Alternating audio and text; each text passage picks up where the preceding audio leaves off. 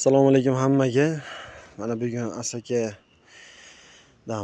Andijon viloyati Asakada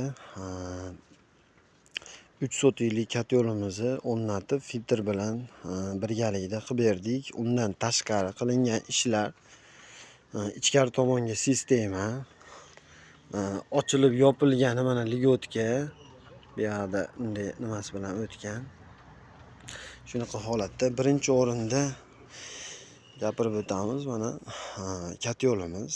Katta yo'limiz 3 sotikka mo'ljallangan.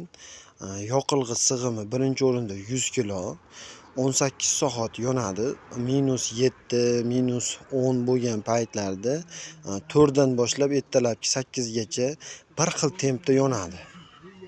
Ichkari tomonda +20 ushlab turadi. Shunaqa holatda.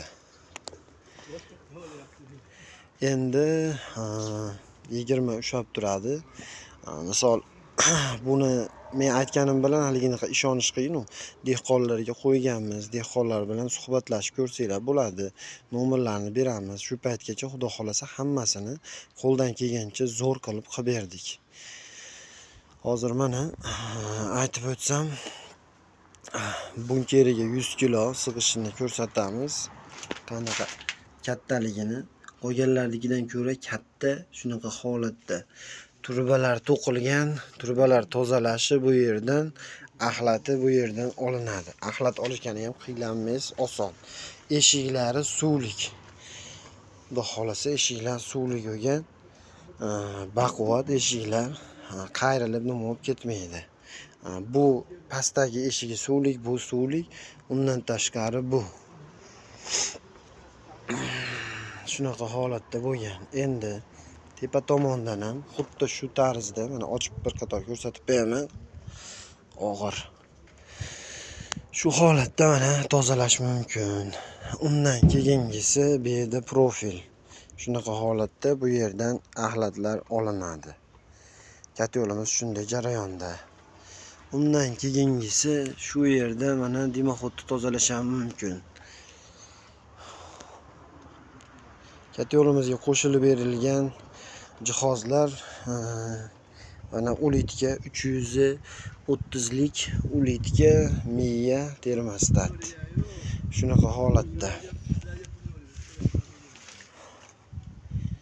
Endi bunga qo'shimcha qilingan narsalar. Biz filtrda qo'shimcha qilib berdik. Sabab ekologiyani birinchi o'rinda saqlash kerak.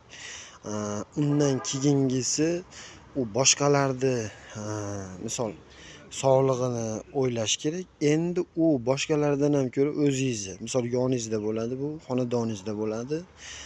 Sizga aytib o'tiladigan narsa birinchi o'rinda hid. Misol insonga ta'sir qiladigan hid. Ko'mirda hidi bo'lmaydi. Ikkinchi navbatda nima desam ekan, tutun. U tutun ham bo'lmaydi, oq parga o'xshab ketadi. Endi sizlardan talab qilinadigan narsa nima? Filtrni ishlashi, filtr yaxshi ishlayaptimi? Menga misol filtrni o'zi bo'lsa bo'ldi, korobkasini qo'yib qo'ysam bo'ldi degan narsani aytib, agarda ustalarga shunaqa talab bersanglar, sizga aynday nima qiladi? Agar talabni menga tutun qolish kerak, hid yo'q qolish kerak deb talab bersangiz, nima desamki, shunga harakat qiladi. Bosh aybdor o'zi hamma dehqonlarda. Shuni bilib qo'yinglarki, sizlarda. Sabab nimaga? Siz talabni qo'yishingiz kerak. Talab mahinday bo'lish kerak. Mana davlat tomonidan talab qo'yilyapti-yu, hid chiqmash kerak, nima bo'lmash kerak. Shunga odam harakat qilib qilyapti. Misol dehqonlar bo'ladigan bo'lsa, ko'pchilik bilan gaplashsam, menga shunday qo'yib qo'ysak bo'ldi deydi. Unda qanaqa nima to'g'ri keladi? Misol o'zingizni o'ylamaysiz avvalo, undan keyin boshqalarni hayotda o'ylamaysiz. Shundaydi. Misol iymonli banda o'zi o'ylash kerak-da. O'ylab, birinchi o'rinda shu aytilyaptimi, nimaga aytilyapti? Fikr yuritib, demak menga yaxshirog'ini qilib berish kerak. Yaxshirog'i bo'lsa, insonga zarar qilmaydi. Shunday prinsipda ishlasa yaxshiroq bo'ladi. Endi mana filtrlarni tushuntirib o'tsam, misol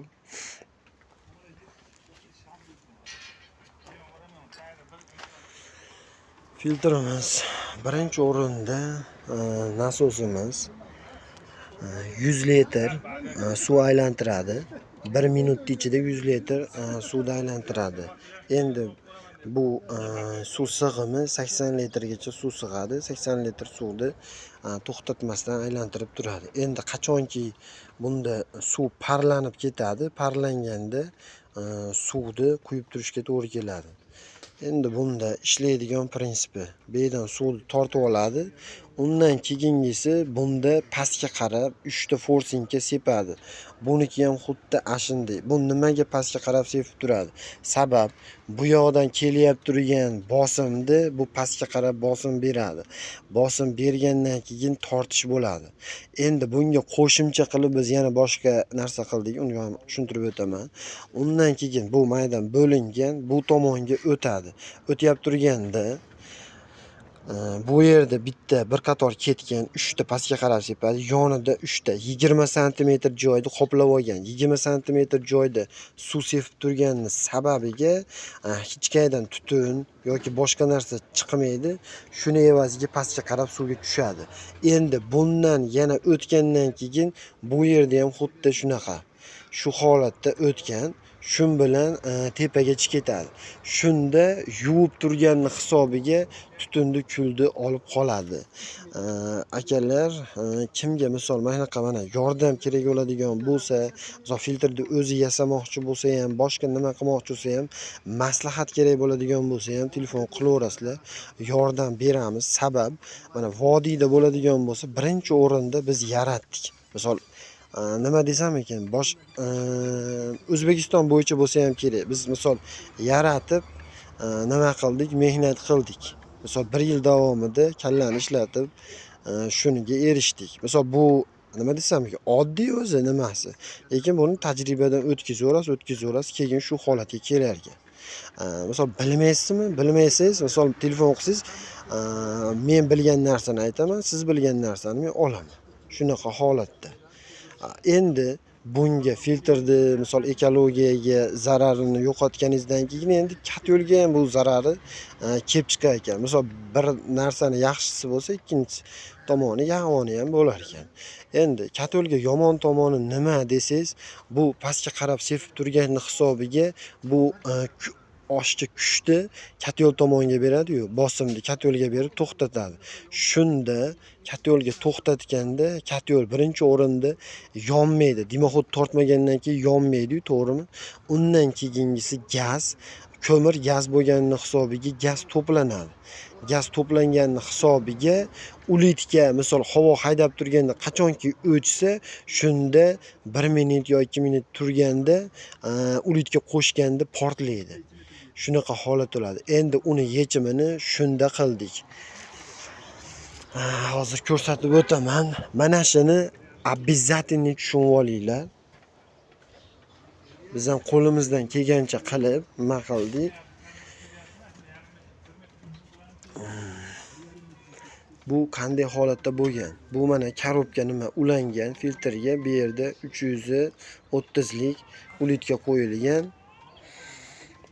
Undan keyingisi bu yerga havo pasaytiradigan qo'yilgan. Bunda yondi, kat yo'ldan keldi bu yerga, dimlanyap turganda bu havo nariyoqqa haydab beradi.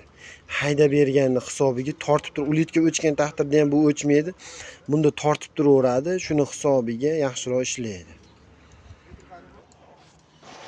Shunday holatda bo'ladi. Endi kimga shunaqa xizmatlar kerak bo'ladigan bo'lsa, murojaat qilaverasizlar. Xudo xolasa qilib chiroyli qilib topshiramiz. Hamma yo'g'i bilan. Mana yoqda nimani ham aytib o'tib ketmabman. Mana endi sistemaga navbat. Mana sistemamiz obratga qaytishi, bu samotoy sistema, undan keyingisi nasos. Samotoy sistema qilsam bo'laveradimi deb aytadi-da, nasos qo'ymasdan. Akalar, ko'mirga ishlaydigan narsada misol gazga bo'laveradi. Gazda samotoy sistemani o'zida isitib bo'laveradi, lekin bu ko'mirda unaqa bo'lmaydi. Ko'mir bilan gazni farqi bor. Shuning uchun avvalo qo'yishinglar kerakki, nasos qo'yishinglar kerak. 1 minut ichida misol 100 litr suv olib keladi. Samotoy sistemada 100 litr suv aylantira olmaydi. Shunaqa. Buni ham aytib o'tib ketay, nima siz ko'pchilik so'raydi nima bo'ladi-da. Shuning uchun. Endi bu tomonga qarasanglar, mana eng full varianti deydi-yu. Hamma joyga mana o nariyalarga ham turba o'ralgan. Bu tomonlarga ham, bu yerga ham.